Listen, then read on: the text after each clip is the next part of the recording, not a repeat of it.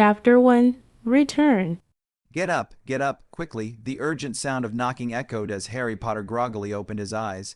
He instinctively reached under his pillow for his wand but grasped at nothing. His green eyes narrowed, and as he raised his arm, he noticed it had grown weak and frail. What's going on? His heart sank as he looked around and realized he was in a cramped and narrow space. The cupboard under the stairs, the Dursleys' cupboard under the stairs. This was a long-forgotten memory. Could it be? Have I returned to 1991? Get up. A sharp voice shouted again, snapping Harry out of his thoughts. He recognized it as Aunt Petunia's voice. He hadn't heard it in 6 years, almost forgetting the Dursleys altogether. Sitting up, Harry surveyed the cramped space. It's much smaller than the dormitory at Hogwarts, he thought. Ever since he had found that Hogwarts acceptance letter in this very cupboard, he had been whisked away to a school named Hogwarts, where he studied and lived for 6 years. He even felt like he was starting to blend into that Victorian-era lifestyle. Yet somehow he was suddenly back in the Elizabethan era. Harry grabbed his glasses from beside his pillow. Noticing the tape-wrapped frame, he curled a finger and lightly flicked it. The tape snapped with a crackling sound, circled the glasses frame, and vanished as the frame restored itself. Putting on his glasses and stepping out, Harry saw Aunt Petunia had already left. A pungent and indescribable smell wafted toward him. Following the odor to the kitchen, he found its Sorcean iron basin in the filthy sink.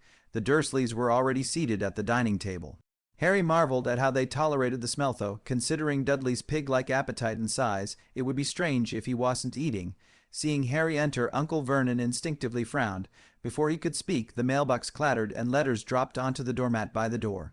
"What are you standing there for?" Uncle Vernon barked. Then, turning to Dudley, he said, "Use your smelting stick to make him fetch them."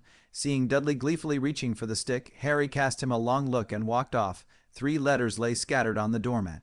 One was from Aunt Marge, another appeared to be a bill, and the last one was addressed in elegant green ink. "Surrey, Little Whinging, Privet Drive No. 4, the cupboard under the stairs, Mr. Harry Potter." The envelope was made of heavy parchment, sealed with wax bearing the Hogwarts crest. Taking a deep breath, Harry turned the envelope over. As expected, it bore the Hogwarts seal. Such letters yesterday, no, 6 years ago to be precise, had found one just like this in the cupboard. It was what led him to the Victorian era. Holding the letter, Harry returned to the kitchen amid Vernon's impatient shouting. He placed the other 2 letters on the table and carefully opened his own. "Dad," Dudley suddenly yelled. "Dad, Harry's got something." Before the words settled, Harry felt someone lunge at him. Instinctively, he raised his hand, and Uncle Vernon was suddenly floating mid-air before crashing back down. Nonverbal spellcasting, wandless magic. This was Harry Potter, Hogwarts' premier dueling champion, Wingardium Leviosa, a standard levitation charm. Paired with Descendo, soft landing, it was a spell combination taught to him by Sebastian Sallow from Slytherin House. Considering his uncle's troll-like bulk, Harry figured a hard fall might be fatal, so he stopped the descent halfway, leaving Vernon dangling just inches above the ground. Holding his letter, Harry fanned himself casually. When Vernon began spewing profanities, Harry snapped his fingers, magically sealing Vernon's mouth like a zipped bag. "Do you mind?" Harry asked with a polite smirk. Aunt Petunia let out a sharp scream. You haven't even gone to Hogwarts yet. How do you know magic?" Harry's sharp ears caught the detail in her words. Lifting his head, his emerald eyes locked on hers. "That's not important. What matters is how you know about Hogwarts and magic." He waved the letter lightly. Petunia's throat went dry. "It seems you've been hiding quite a lot from me, Aunt," Harry said with a chuckle. His tone was light but carried an edge as he glanced at Dudley, who was frozen, and Petunia, who looked terrified. "Care to tell me?" "No, absolutely not."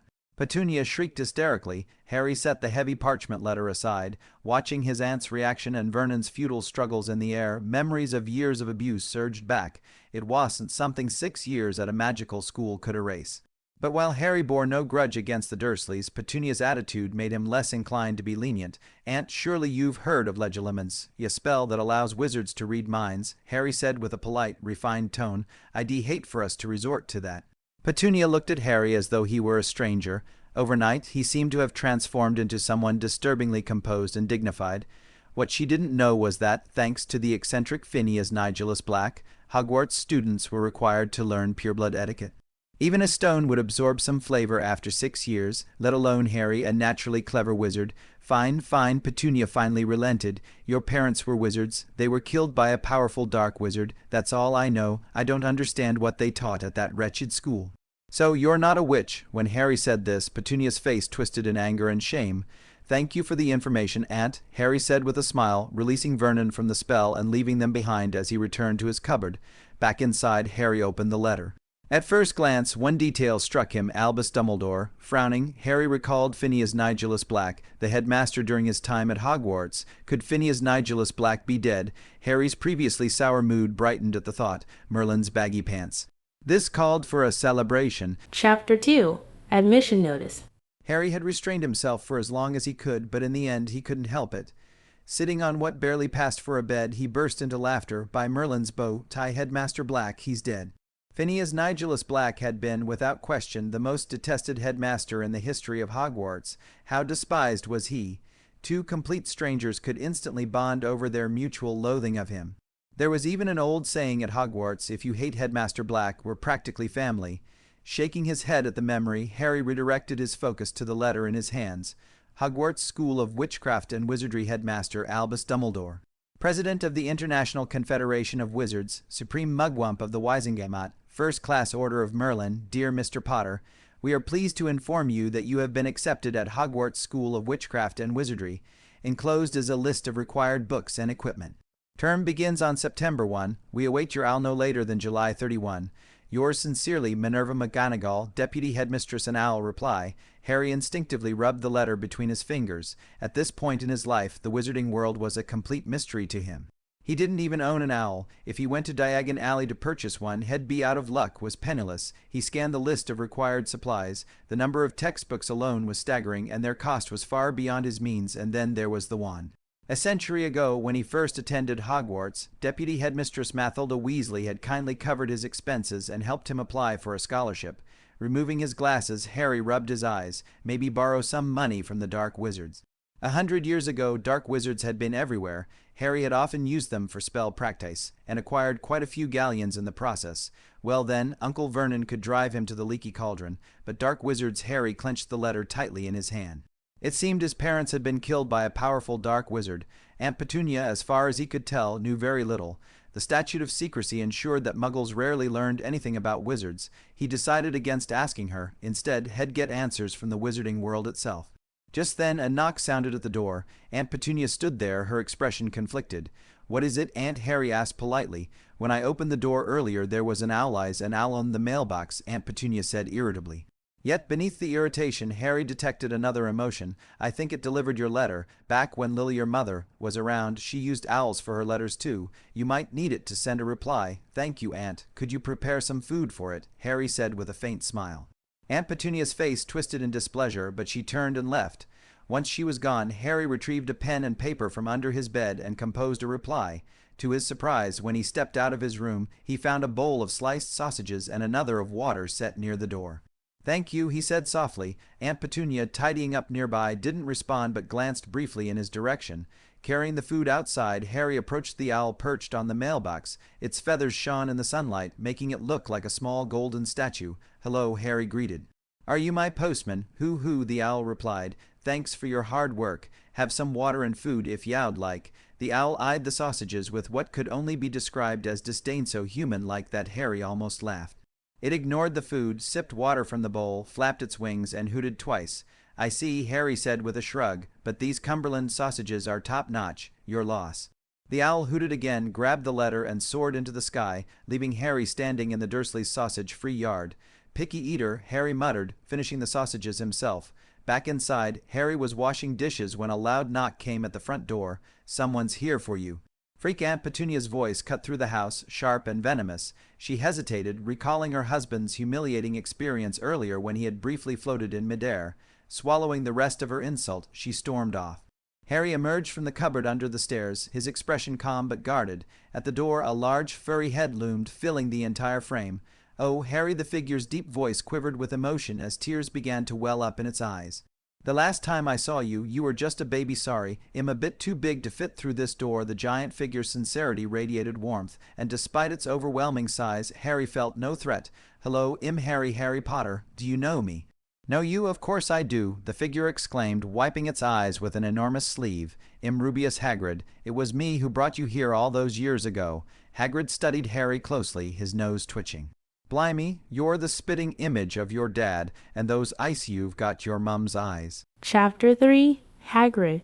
Hearing Hagrid's words, Harry sharply caught a detail in his speech. So, you knew my parents. Then he realized it was quite rude to keep someone standing at the door, so he invited. Sorry, that was impolite of me, Mr. Hagrid. Please come in. Oh no, no, I'm far too tall. I wouldn't fit in this house, Hagrid replied, slightly embarrassed. Besides, I need to take you to Diagon Alley. If you don't mind, we can talk on the way. All right, Harry nodded. Hagrid immediately stepped aside to let Harry pass through the doorway. It wasn't until Harry stepped outside that he realized just how tall Hagrid really was. Wow, you're huge, Harry said, tilting his head up, his comment coming out dry. You're not the first to say that, Harry. Now let's get going. Hagrid paused halfway through his sentence, awkwardly scratching his shaggy head. Shouldn't we let your aunt know? She is your guardian, after all. I think my uncle and aunt would be delighted for you to take me away, Harry said, his tone layered with meaning. Really? Hagrid asked suspiciously. Just then, the sound of heavy footsteps echoed from inside the house, followed by a loud roar. Harry Potter, hearing Uncle Vernon's voice, Hagrid's attention shifted and Harry tugged on his sleeve, pointing behind him. Hagrid, what's that?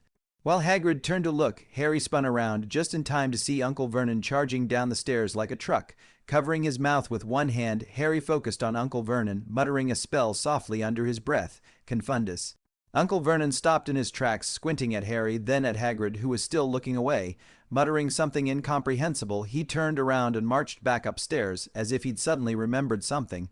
When Hagrid finally turned back, he scratched his head in confusion. I didn't see anything. What did you see? I must have been mistaken. I thought it was a motorbike. As he said this, Harry suddenly recalled a dream Hed had before. It was like the motorbike that often appears in my dreams, one that flies. Harry, Hagrid's face lit up with delight. You still remember? You remember how I rode a motorbike to bring you to the Dursleys? Before Hagrid could finish, a rapid knocking on the window interrupted him. Both turned to look. Uncle Vernon was outside, pointing furiously at them, his mouth moving wordlessly. Your uncle. What's he doing? Hagrid asked instinctively, sensing that Mr. Dursley's attitude wasn't friendly. Harry shaded his eyes with his hand and explained, Oh, Uncle Vernon is just telling me to be happy. Hagrid hesitated, glancing up at Uncle Vernon, who was still angrily pointing and shouting, then looking down at Harry. It doesn't seem like it to me. Well, there, Muggles, Harry said, his tone solemn as he wiped away invisible tears. You know, their way of showing love is different from wizards. After all, I lost my mom at such a young age. Oh, Harry, Hagrid leaned down compassionately and enveloped Harry in a massive hug. Harry didn't resist the gesture, and when Hagrid released him, he looked up and asked, So, Hagrid, how are we going to travel? Well, take the train. On my way here, I heard there's a train to London from Surrey every hour. Hagrid said before asking, By the way, Harry, did you bring the letter from school? Harry patted the pocket near his chest, beaming up at Hagrid. Got it, right here. Good lad, Hagrid said, his own grin broadening as he ruffled Harry's messy hair. You're so much like your mother. All right, let's head to the station. Hagrid's massive frame naturally drew attention. He got stuck at the ticket barrier and later had to occupy 2 seats on the train. Once they were settled, Harry broke the silence. Hagrid, you seem to know my parents. Oh, of course I do. Hagrid chuckled heartily as he worked on a bright yellow, circus-like knitted bag, which seemed to muffle his booming voice as he continued. When they were students, I got along quite well with both of them, especially your mother. Lilish was head girl, such a kind and gentle soul, we all adored her. And your father, James, was Griff, Eindor's famous Quidditch chaser and head boy. Hagrid reminisced, his beetle black eyes gleaming. A fine man in every way. I've never known anyone as loyal as him. Really, Harry's eyes sparkled with excitement. For so many lonely nights, he had longed for a father's and mother's love. Whenever he saw Dudley spoiled by his aunt and uncle, Harry couldn't help but wonder if his parents had lived, would he have been cherished like that, not treated like an unwanted guest, enduring their disdain. The thought made Harry furious. Rage bubbled inside him as he imagined finding the dark wizard who had orphaned him and making him pay dearly. Yes, Harry, Hagrid said, oblivious to Harry's shifting emotions, lost in his memories of the Potters. It's such a shame about what happened 10 years ago. So, Harry's eyes flashed. The dark wizard who killed my parents, who is he? Hagrid shuddered at the question. It's the you-know-who, Harry asked, raising an eyebrow in confusion. Yes, you know who, Hagrid said, coughing to mask his fear. That dark wizard he. Noticing Hagrid's unease, Harry placed a hand on his arm, offering comfort. Actually, I don't need to know if it's too hard to say. Oh no, Harry. Hagrid shook his head firmly. I can't let you go to Hogwarts not knowing a thing. But unless it's absolutely necessary, I'd rather not say his name. No one likes to. So everyone just calls him you-know-who. Harry asked, eyebrow raised again. Chapter 4. What about the next day? Yes, oh, by Merlin's saggy pants, Hagrid sighed wistfully. Even after all this time, people still shudder at the thought. That man was so utterly evil, his name was. However, as he reached this point, he swallowed hard and couldn't bring himself to say another word, maybe. We could write the name down, Harry suggested helpfully. No, I can't spell it. Let me just tell you it's Voldemort. Hagrid shivered. This dark wizard was incredibly powerful. Most wizards don't dare mention his name and instead use, you know, that title. Where is he now? Harry took a deep breath. Justice must be served. The death of his parents, their son, had to avenge it, but Harry noticed that Hagrid's expression suddenly turned odd. What's wrong? He asked. The Dark Lord is dead. Hagrid reached out to ruffle Harry's hair again. On that night 10 years ago, he tried to kill you, but you, well, I don't know what happened exactly. Anyway, he couldn't kill you, and instead he, poof. At this point, Hagrid spread his arms wide, mimicking the motion of fireworks. Hearing this, Harry's face also took on a peculiar expression. Such a powerful dark wizard, defeated by a baby. He had built up so much determination to seek vengeance against this dark wizard, only to find out the score had been settled 10 years ago, by his own hands no less. It felt like preparing a punch with full strength, only for it to land on a pillow. So he's dead, Harry asked. Everyone thinks so. Someone as wicked as him, if he hasn't caused trouble for 10 years, he must be dead. Hagrid clenched his fist and lightly punched his thigh. But I don't think so. Someone like him wouldn't die so easily. He must be hiding somewhere, waiting for the right moment to resurface. Harry nodded thoughtfully and then asked, So, Hagrid, how powerful was this dark wizard? Powerful? Hagrid looked at Harry as if he were an alien. In his prime, he gathered a massive following. Some joined him to gain power, others out of fear. Those were truly dark times. You didn't know whom to trust. He killed wizards left and right, spreading terror across the magical world. But there was one place he never dared to enter Hogwarts. Why, Harry asked. Why, Hagrid repeated, and his expression turned proud. Because Albus Dumbledore is the greatest wizard in the world. No matter how powerful the Dark Lord was, he wouldn't dare provoke him. Harry nodded in understanding. It seemed this headmaster wasn't as obnoxious as Phineas Nigellus Black. So this Vald, seeing Hagrid's nervous expression at the mere mention of the name, Harry quickly corrected himself. Sorry, I mean the Dark Lord. During his reign of terror, did he kill many wizards? Yes, it was a dark, dark time, Hagrid said with a shiver. He killed hundreds of wizards. Hearing the number, Harry frowned slightly and nodded pensively. And the next day, Hagrid, realizing his slip, Harry quickly rephrased. I mean, why didn't Headmaster Dumbledore stop the Dark Lord? Dumbledore formed an organization to fight against him and his followers. At this point, the train came to a halt, cutting off Hagrid's words. Well, I think we should get off now, Hagrid said. We've arrived in London. As they disembarked, Hagrid grumbled about how narrow the ticket barriers were and how slow the train was. Harry agreed. After all, the Hogwarts Express was much faster than this old subway. Towering over the crowd, Hagrid led Harry out of the station, walking toward their destination. For Harry, this was his first time in London, or more precisely, the London of 1991. He had visited Victorian-era London with his classmates, though. Skyscrapers loomed overhead, and the streets buzzed with traffic. Everything was vastly different from the Victorian London he had known. Harry found it refreshing. As Hagrid led him forward, he kept glancing around, trying to take in the cityscape. It all felt surreal, especially since just last month he had been wandering through London with his classmates. For Harry, it had only been a month. For London, however, a full century had passed. Here we are. Hagrid interrupted Harry's musings, pointing to a small, grimy pub, the Leaky Cauldron, a famous spot. Meanwhile, a group of trendy young people walked past them, chatting excitedly. They paid no attention to Hagrid or the pub at all. Logically, someone as massive as Hagrid should have drawn their eyes, especially from Muggles, but none of them seemed to notice him, which was downright strange. Must be a Muggle-rippling charm, Harry thought. Then Hagrid nudged him into the pub. The Leaky Cauldron was a place Harry had visited many times before. Founded around the 1500s by Daisy Dodderidge, it served as a passage between the Muggle world and Diagon Alley. Aside from its bar, the pub also had rooms upstairs for rent. During his last visit, he had heard rumors that the Muggle government was planning to build Charing Cross Road, which would demolish the pub. The then Minister for Magic, Forrest Spavin, had resigned himself to this inevitable fate, taking no action to save it. Just days before his return to 1991, Harry had heard classmates rallying their families to pressure the ministry into preserving the pub. Even Aminis privately remarked it was a pointless effort, but Harry still signed the petition. Looking at it now, the pub had survived. Chapter 5. I thought it was Harry Potter. Even after a century, the Leaky Cauldron remained as dirty and cramped as Harry remembered. As they pushed open the door, a strong smell of alcohol hit them, mixed with the stench of second-hand smoke. The patrons seemed to recognize Hagrid immediately. Upon seeing his towering figure, several customers at the bar raised their glasses and loudly welcomed him. The usual Hagrid asked Tom, the bartender behind the counter. "Oh, not today, Tom. I've got important business," Hagrid replied, patting Harry's thin shoulder with his large hand. "I'm taking Harry to Diagon Alley." At the mention of Harry's name, the noisy bar fell silent in an instant. All eyes turned toward Hagrid, more specifically to the small boy standing by his side. "My goodness, is it really you?" Tom exclaimed, dropping the glass he had been cleaning onto the floor with a clatter. Rushing out from behind the counter, Tom approached Harry, grabbing his hand with tears in his eyes.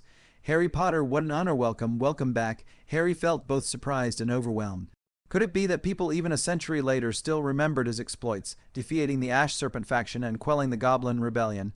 If they could recognize him, did that mean he had no idea what to say as the crowd pressed in, each eager to shake his hand? "It's such an honor, Mr. Potter, truly an honor. I've always hoped to meet ya, me heart is pounding so hard."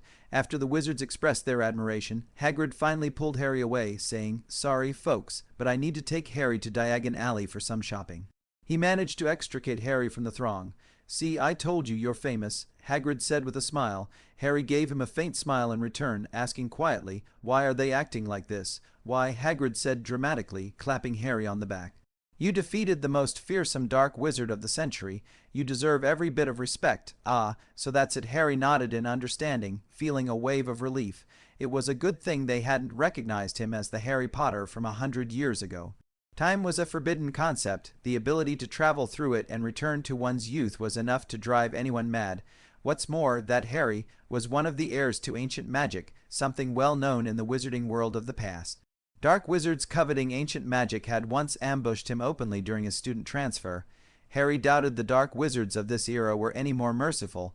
Now that he had returned to being 11, his magical strength had regressed accordingly.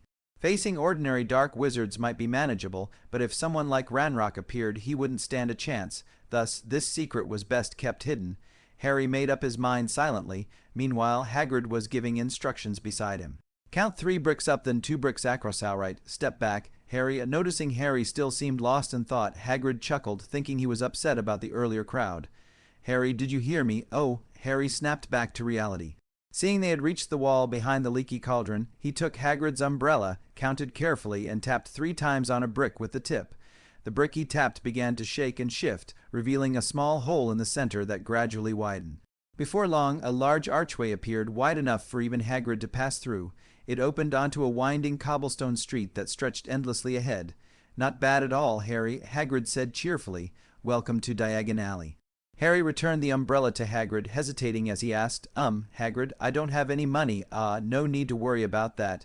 You don't think your parents left you with nothing, do you?" Hagrid explained. "Come on, if you're concerned, we'll go to Gringotts first to withdraw some gold." Gringotts looked the same as ever, unchanged by time. Its entrance faced Diagon Alley, with white stone steps leading to 2 gleaming bronze doors. A goblin dressed in scarlet and gold stood by the door, bowing as Harry and Hagrid entered. Beyond the first set of doors was an entrance hall, followed by a second set of silver doors. Harry noticed words engraved on the silver: "Enter, stranger, but take heed of what awaits the sin of greed. For those who take but do not earn must pay most dearly in return. So if you seek beneath our floors a treasure that was never yours, thief, you have been warned, beware of finding more than treasure there. As I said, anyone who tries to rob this bank is mad," Hagrid remarked.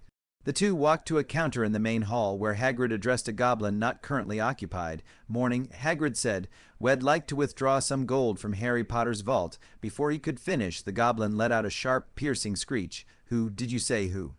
All the goblins nearby stopped their work, turning toward the goblin that had screeched. Hagrid, unfazed by the reaction, continued, "Harry Potter." "Harry Potter? I know it's Harry Potter, but which Harry Potter?" the goblin demanded shrilly. The main hall of Gringotts hummed with energy as goblins began whispering to one another, clearly excited. "Which Potter could it be?" Hagrid replied, sounding impatient. "Of course, it's the Harry Potter, the one who defeated you-know-who. He's about to start school, and I've brought him to withdraw money from his family's vault." Hearing this, the goblin visibly relaxed. "Ah, Harry Potter. For a moment I thought you meant that Harry Potter 1800s. The goblin straightened up, his demeanor once again professional. "Do you have the vault key?" Thanks you so much. See you in the next episode.